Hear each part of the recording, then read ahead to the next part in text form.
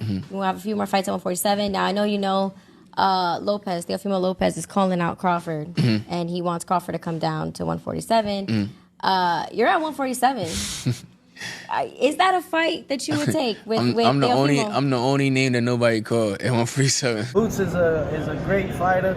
We know this. I like his style. I like good Boots' fighter. style, He's but able to that's not be- gonna be able to beat us. He's able to switch stances and all that. I think it's. But once he feels my son's power, it changes. It's never about power. It's here. IQ. Yeah, and that's what. Now he's finally fighting. I mean, he's still fighting in Philly, but bigger arenas and tougher competition. But before that, it was all club shows. Yeah, but he hasn't fought a world champion. Exactly, but club shows, and then he got elevated his belt from interim to world champion now. We just want to fight the best. That's it. Yeah. And Boots Ennis is one of the best fighters at 47 division and with a world title. That's it. Any negotiations taking place at some point? Yeah, there was definitely conversations between Matchroom and Top Rank on that. Some numbers were discussed. We had to kind of halt those because our strict instructions for Ennis are, I want to unify. Yeah. And if I can't unify, I'll either move to 154 and fight Ortiz, or potentially we could fight Teofimo Lopez. I like the Lopez fight, but all he wants to do is unify. So we're going to exhaust those conversations with the champions.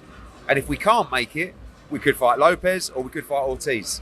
But you will see, whatever happens, you will see Ennis either in a unification or a massive. How much do you think it would take to get Barrios in the ring with Boots? Shit, maybe 100 million. I don't know. we don't know, but I know. James Hearn for the untouchable True School Sports. Let's go, baby. Bow. Be careful what you wish for because it can become a reality. Yeah. The untouchable True School Sports Empire proudly presents something the boxing game's been missing. Hey, what's going on? It's your boy BT, and I came here to talk some boxing with the thousands of True School Sports subscribers. All right, so let's talk about Jaron Ennis and Teofimo Lopez, because there has in fact been updates on their negotiations and what's going on with both of them. And it's really kind of frustrating because I really do like Jaron Ennis. Like, I'm a Jaron Ennis fan. I don't get any solace or joy in having to talk like negatively about him or his career, because he's a good dude. But he's, like, for lack of a better term, Jaron Ennis is being a fool, a straight fool. And I'm gonna tell you why he's being a fool. Because right now, as it stands, let's be real. The welterweight division is the junior varsity, the division of boxing. It's the D League, it's the G League, it's just the minor, it's minor league compared to what's at 154. That's the truth. And Jaron Ennis, Eddie Hearn and Bob Arum were recently in negotiations on behalf of Teofimo Lopez and Jaron Ennis fighting each other. And it was, as you guys saw in the beginning of this video, it was stated by Eddie Hearn that Jaron Ennis instructed him, that Boots instructed him to go ahead and stop negotiating with Teo and get these unification fights going. Now, Mario Barrios, as you guys also saw in the beginning of this video, Mario Barrios has talked about fighting Pacquiao. He's talked about fighting a lot of guys, but he only talked about fighting Boots Ennis. When I talked to Bob Santos in the presence of Bozy Ennis, Boots' father, standing next to him, they said pretty much that, in his own words, he said that they're not going to fight Boots unless the money is extra right. So that fight's not really an option. Brian Norman is already avoided the Jaron Ennis fight, and Brian Norman has a fight against Derek Cuevas that he has to take, that he has coming up soon. So he's not even available. And then you have Stanionis, who's going to fight Shaka and Giashov. So all the champions are occupied. All of them are occupied. He got offered the Virgil Ortiz fight, and he decided he wanted to stay at 154. And truth be told, if Boots were to go undisputed in this weight class, like, yeah, it's definitely an accomplishment. I don't want to downplay the value of taking the belt off the champions, but, like, really and truthfully, he could go undisputed right now, and people would still say, who gives a fuck? There's better fights at 154. That's actually how meaningless right now being the welterweight undisputed champion is. You know, that's the truth. He would get more value either fighting a Teofimo Lopez, who's a big name, so his fights will actually be a big event, or going to 154 to fight Virgil or any of the guys that even even find a guy like Bakram, like if he were to fight Bakram next, because Bakram just knocked out Tim Tszyu, people are starting to know who he is. That would even like do more for Boots than going undisputed on 147. Because if you whoop the guy that whooped on Tim Tszyu the way he did, and then you become champion 154, now you're in the line for big fights against the likes of Crawford and Madrimov and Virgil and Charles Conwell and Xander Zayas and Boachuk, and the list goes on of all the smoke that awaits Jaron Ennis 154. But they insist on unifying a division that nobody's gonna care that he unifies, because there's no signature fights there for Boots. That's just the truth. And the thing is, like, people like me are gonna start to get very annoying when talking about Boots at welterweight, because if he can't get the champions, then I want to see him in there with Jin Sasaki. I want to see him in there with somebody exciting, you know. So, and another thing, I almost forgot, and I want to give you guys a heads up, because this is what I think is gonna ultimately happen. Boots just got there's a IBF welterweight final eliminator coming up soon between two British fighters, Paddy Donovan and Lewis Crocker. I think that's who it is. No disrespect to those guys. I'm not trying to disrespect any fighter, but those guys are not like high profile fighters, and nobody wants to see Jaron Ennis in there with no damn British welterweights. That's just the truth. But being that he has a British promoter, right, and all other champions are occupied, I think the winner of that fight is going to be his an opponent in the near future. And if it winds up happening, like I'm saying, if the winner of that fight winds up being Boots' next opponent, remember where you heard it first. Remember you heard it here on True School Sports. Remember I was the one who gave you the heads up, because that's just kind of par for the course with what's going on with Boots' career. He's a great talent. He has so much potential, but you can only live off of potential for so long. At some point, you need to have a good team that's making good, sound decisions for your career, and or yourself, or whoever. I don't know who's making these decisions for Boots, but they're not good decisions. Staying at welterweight is not a good decision, especially also you had that eliminator, which is gonna create another like pointless opponent that people don't want to see for Boots. Then you have also, the fact that he himself, after his last fight, said he came out and said pretty much that he can't make welterweight easily anymore, and that he wanted to go up to 154. Now he's saying the opposite. So it's looking really bad for him. He would get so much more value fighting a Teofimo Lopez, and he can't see it. And everyone keeps saying, like, I've heard like, I was watching YSM Sports Media, tip of the cap to Jamil Parker. He was interviewing Greg Hackett, who I love. I love Greg. Greg is great, a great mouthpiece and a great asset to boxing. Tip of the cap to Greg.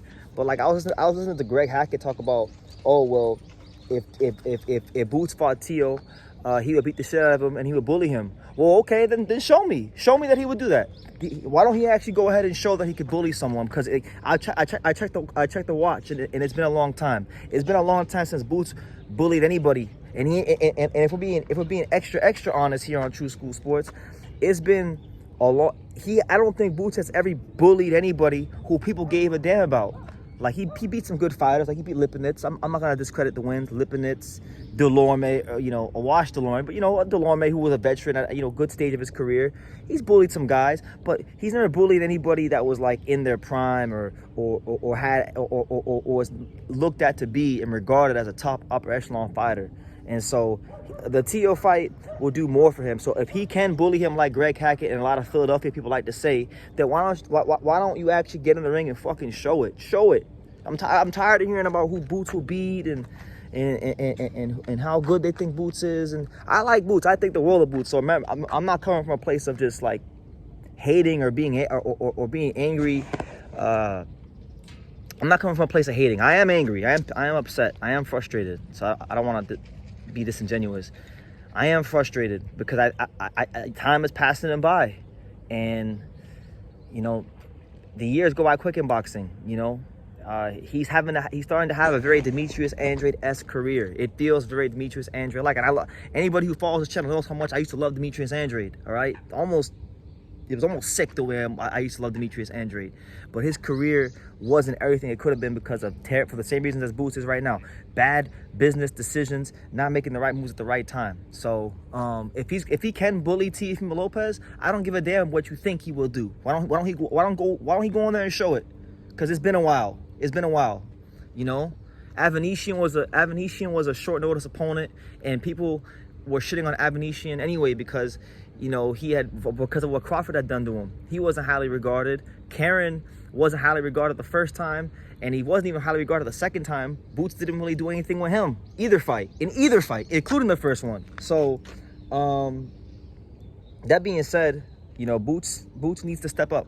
If he doesn't fight Teofimo Lopez because he's so focused on trying to unify the division, then he's a fool. He's a straight fool.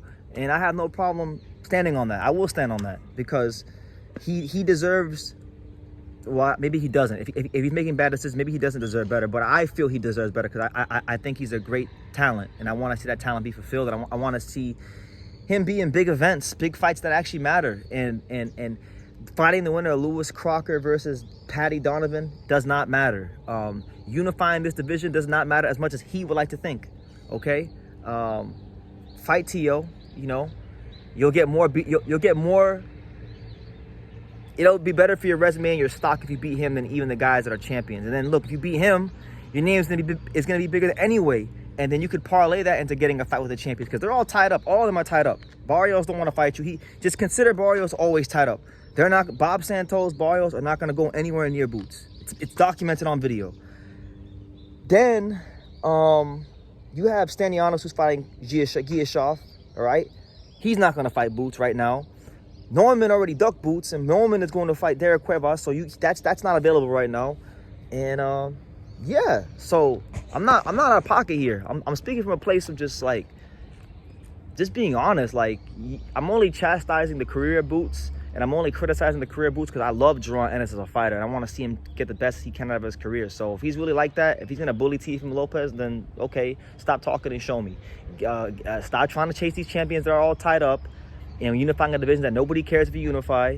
And be in a big fight. Like, you know, get a chance to get some big fight experience against a guy who's been on the pound list. A guy who's 100 times more regarded than anybody you've ever fought on your resume. And beat him. You know, and the thing is, too, I think another thing people are underestimating about Boots fighting Tio is that Teofimo Lopez is a highly regarded fighter, but a lot of people hate Tio, especially because of the comments he made about black people recently, you know. So Boots would actually win some damn fans beating up Tio, because Tio is hated by a lot of people in boxing.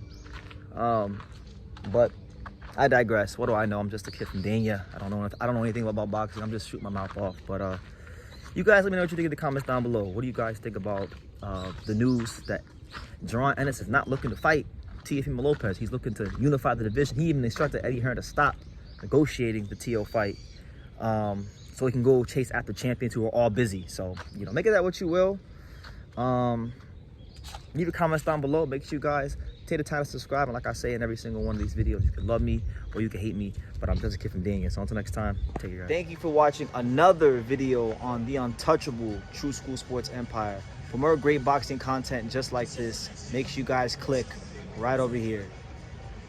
Keep watching my boy BT put on the best interviews out here.